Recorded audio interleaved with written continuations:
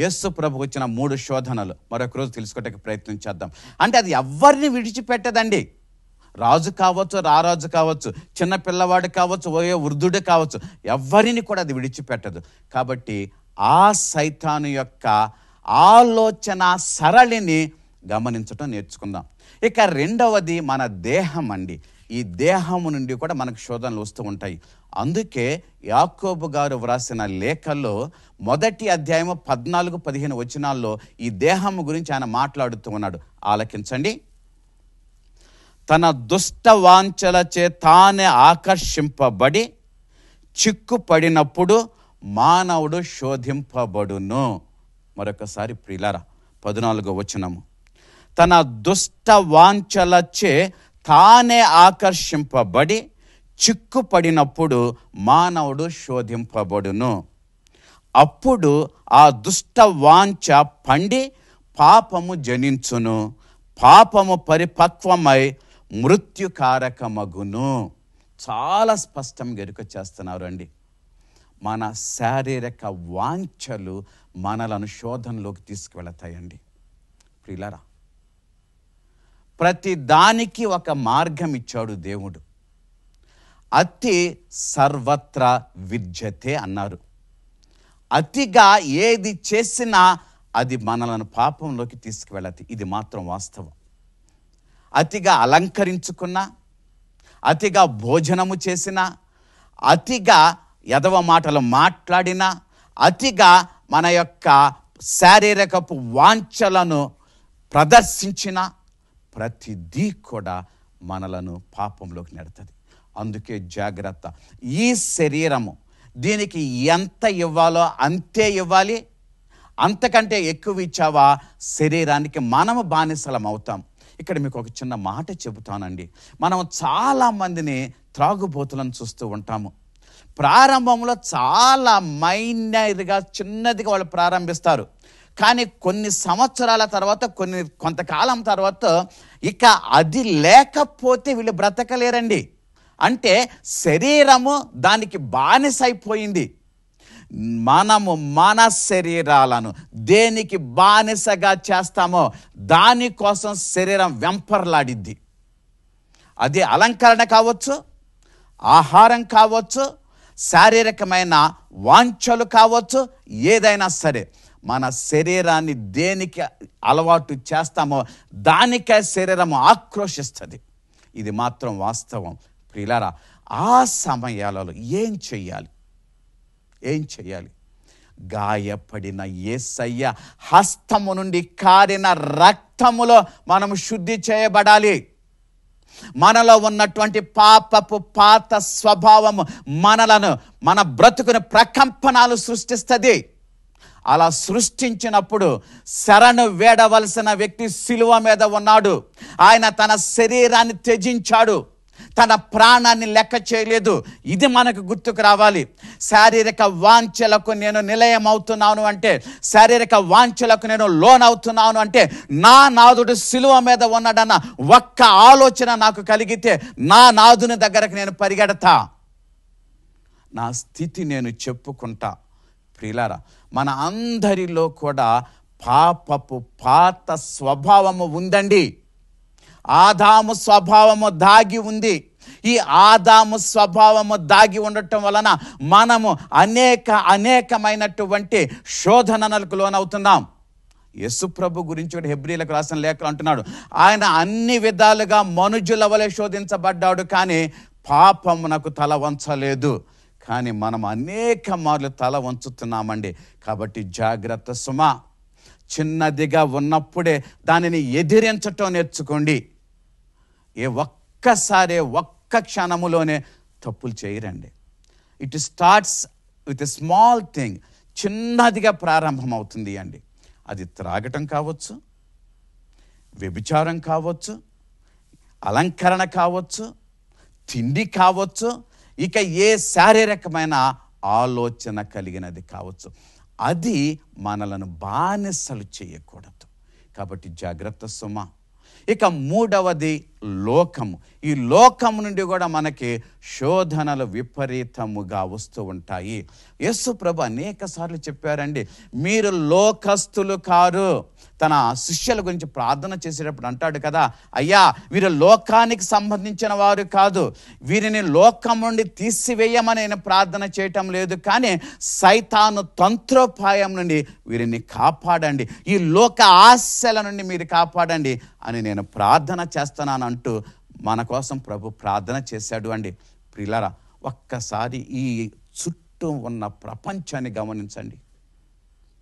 ఎన్ని ప్రలోభాలండి, ఎన్ని ప్రలోభాలు, మనకు లెక్కకు మించిన ప్రలోభాలు మనలలో లోకం ఆకర్షిస్తుంది. ఒక అయస్కాంతం ఏ విధంగా ఆకర్షిస్తుందో ఈ లోకపు స్థితి ముఖ్యంగా ఈ రోజుల్లో బాగా ఆకర్షిస్తుంది. అనేక విధాలుగా ఆకర్షించిద్దండి. మనం అనుకుంటూ ఉంటాం ఏ చిన్న చిన్న విషయాలు కాదు, మన విశ్వాసాన్ని దెబ్బతీసేటటువంటి కొన్ని థియరీస్, కొన్ని తర్కాలు, కొన్ని సంఘాలు, కొన్ని ప్రసంగాలు, కొన్ని డిబేట్స్, ఇవన్నీ లోకములో అలా పుట్టుకొడుగులాగా పుట్టుకొస్తూ మనలను, మన విశ్వాసాన్ని నాశనం చేస్తున్నాయి. కాబట్టి జాగ్రత్త. మనలను నడిపించాల్సింది లోకము కాదు. మనము బురదలో ఉన్నాం, ఆ బురదను మనం అంటించుకోకూడదు.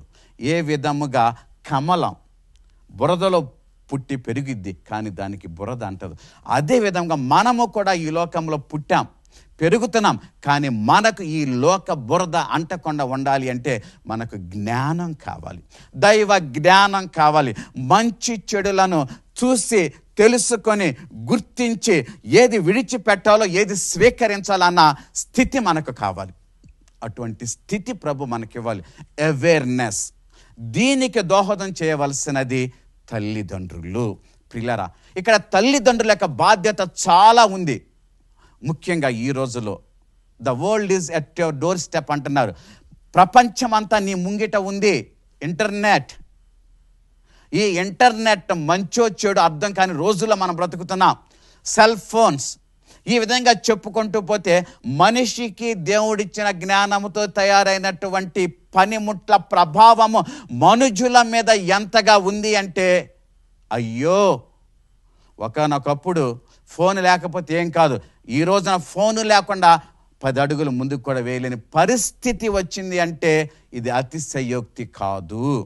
పండుకునేటప్పుడు ప్రక్కన బైబిల్ పెట్టుకునే వాళ్ళు అండి, ఇదివరకే జపమాల పెట్టుకునేవాళ్ళు, ఇప్పుడు పండుకునేటప్పుడు ప్రక్కన సెల్ ఫోన్లు పెట్టుకుంటున్నాం. ప్రియులారా, మంచిదే, దేవుడిచ్చిన జ్ఞానముతో ఈ లోకంలో వస్తువులు తయారు చేసుకుంటూ వాటితో జీవన విధానాన్ని ముందు కొనసాగించుకోవడం మంచిదే, కానీ అవి మనలను వాటికి బానిసలు చేసే. నేను స్పష్టంగా చెబుతున్నానండి, సెల్ ఫోన్లు అనేవి ఈ రోజుల్లో మనందరినీ కూడా బానిసలుగా చేశాయి. కాబట్టి జాగ్రత్త. ముఖ్యంగా ఆ ఇంటర్నెట్, యవ్వనస్తులైన బిడ్డలు ఏమి చూస్తున్నారు, ఏమి చదువుతున్నారు, కాస్త తల్లిదండ్రులు ఒక కన్నెయ్యండి. వాళ్ళని కన్నేయమన్నానని వాళ్ళ మీద గూఢాచారి పని చేయటం కాదు అండి, వాళ్ళతో ముచ్చటించండి. ట్రైన్ దేర్ కాన్షియన్స్ అంటాం. వాళ్ళ యొక్క మనస్సును, వాళ్ళ మైండ్ సెట్ను మీరు ఏర్పాటు చేయండి. మరొకరికి ఛాన్స్ ఇవ్వకండి. లోకస్తులకు, లోకానికి ఛాన్స్ ఇవ్వకండి. ఎందుకంటే వాళ్ళ మైండ్ సెట్ గనక లోకస్తులతో పాటు తిరిగితే వాళ్ళు లోకస్తులుగా మారిపోతారు, యేసుకు దూరం అవుతారు. ఇది వాస్తవం. అలా కాకుండా మీరే తల్లిదండ్రులుగా వారికి ఏది చెప్పాలో అది చెబుతూ, ఎక్కడ సీరియస్గా ఉండాలో అక్కడ సీరియస్గా ఉంటూ, ఎక్కడ దండించాలో అక్కడ దండిస్తూ, ఎక్కడ లాలించాలో అక్కడ లాలిస్తూ వారిని మీరు పెంచటం కనుక ప్రారంభిస్తే నమ్మండి, మీ బిడ్డలకు మీరు చాలా గొప్ప పని చేస్తున్నారు. ఇది మాత్రం వాస్తవం. ప్రియులారా, మనకు శోధన కారకమైనటువంటి సైతాను గురించి, శరీరము గురించి, లోకము గురించి తెలుసుకుందాం. ఆఖరిగా యేసు ప్రభు నేర్పిన పరలోక ప్రార్థనలో ఉన్న పరమార్థాన్ని కాస్త ధ్యానం చేద్దాం. ఆయన పలుకుతున్నాడు, ప్రభువా శోధనలో పడనీయక కీడులలో నుండి మమ్ము రక్షించండి.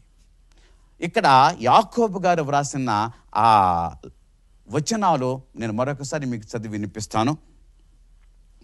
అప్పుడు ఆ దుష్టవాంఛ పండి పాపము జనించును. ప్రియులారా, పాపము జనించును. ఎప్పుడైతే శోధనకు లొంగిపోతామో లోకములోకి పాపము అవ్వమ్మ ద్వారా ఏ విధముగా వచ్చిందో మన ద్వారా కూడా లోకములో పాపము ప్రవేశిస్తుంది. ఆ పాపాన్ని మనం జయించాలి.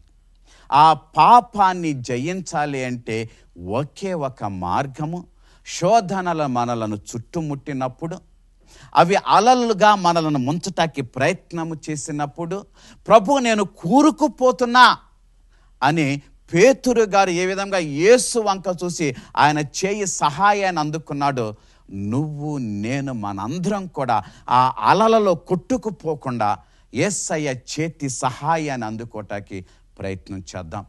అలా ప్రయత్నం చేసినప్పుడు ప్రభు తన చేయిని అందిస్తాడు. శోధన ఊబిలో మనము కూరుకుపోకుండా ఆయన మనల్ని పైకి లేపుతాడు. ఇది వాస్తవం. కాబట్టి శోధనలో మనల్ని చుట్టుముట్టినప్పుడు ప్రభువా నాకు నీ చేయూతనివ్వు అంటూ ఆ ప్రభు సాన్నిధ్యానికి వెళ్ళటానికి ప్రయత్నం చేద్దాం.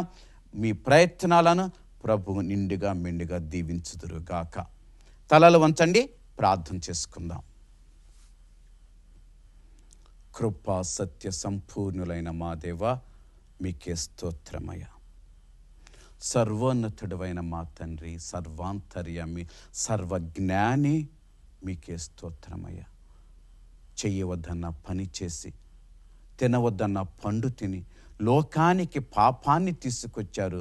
శోధనలో మునిగిపోయినటువంటి అవ్వ ఆదాములు ప్రభువా, వారి యొక్క పాప కారణముగా లోకమంతా కూడా పాపమయ్యింది, శాపముగా మారింది.